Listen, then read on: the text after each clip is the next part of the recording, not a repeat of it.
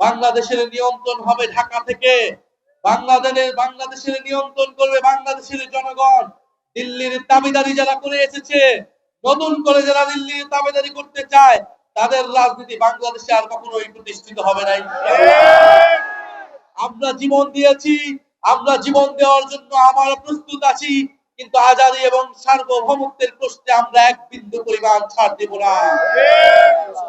বাংলাদেশের মানুষ এখন কি চায়?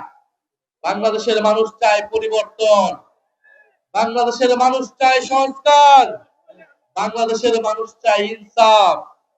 বাংলাদেশের মানুষ 5ই আগস্টের পরে নতুন কোন জালেমের আবির্ভাব দেখতে চায় না। আমরা দেখছি যারা 5ই আগস্টের পরে নতুন করে চাঁদাবাজি শুরু করেছে, নতুন করে জমি দখল শুরু করেছে, নতুন করে মানুষকে নির্যাতন করছে, যারা পাথর মেরে মানুষকে হত্যা করছে, তারাই নতুন জালেম হিসেবে আবির্ভূত হয়েছে। আগামী 12ই ফেব্রুয়ারি সেই সকল জালেমদেরকে পরাজিত করার দিন। আগামী 12ই ফেব্রুয়ারি আমাদের ঋণখেলাপিদের পরাজিত করার দিন।